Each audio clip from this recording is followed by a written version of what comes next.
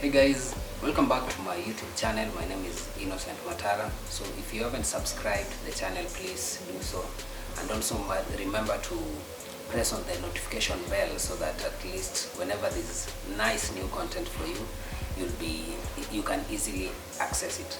So we've been having discussions with my fellow youths and friends over time on whether to buy a car first or buy a parcel of land. So with many research that I've done, I decided to do a video on the depreciation rate of cars in Kenya and the appreciation rates of parcel of lands in Kenya.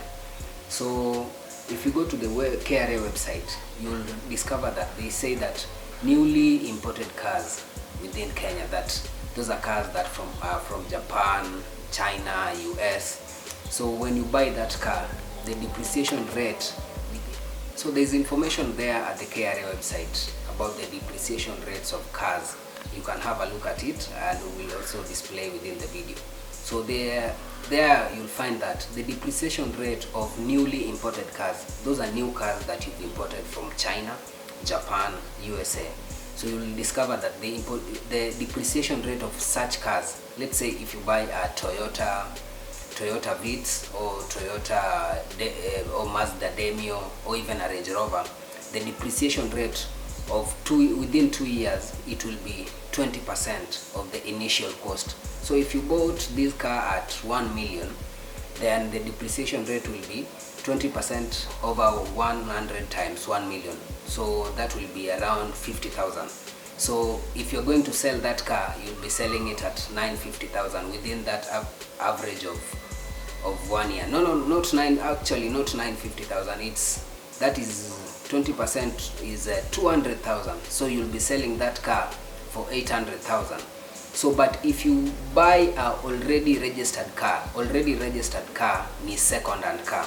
So this is that someone had registered initially, and now you're taking that to you're buying from that person. So they say that depreciation rate for already registered car is 35% of the initial cost.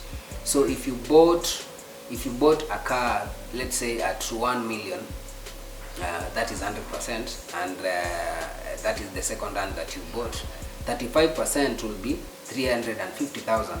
So that means you'll sell that car from 650,000. So you figure that the depreciation rate of cars in Kenya is high because of 1, the mileage, 2, the services of the car, and these are the factors that affect depreciation rate. Also, the manufacture of new models within that span of years. So if you see lately, there are so many cars that are being manufactured, and that makes already bought car depreciate very fast.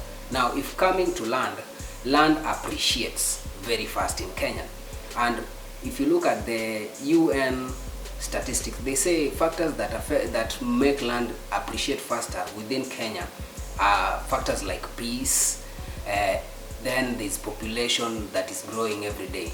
So apparently, if you go and look at the House Consult website, and House Consult is the biggest real estate we have in Kenya, so they give data about real estate, lands and properties.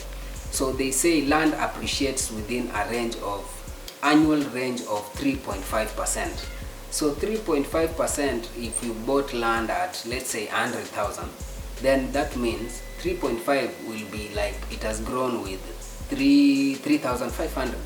So if you look at this, that means within 10 years that land will have grown up to 350. But if the land is within Nairobi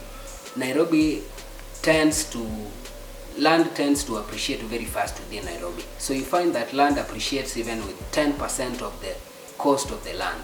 So if you buy a land within Nairobi area for 1 million, then the appreciation rate will be 10%. So 10% will be 100k within almost annually, but even half annually. So that is 6 months. So if you look at the question was, how do I invest in a car or do I invest in a parcel of land? So let's do a rough figure of 10 years.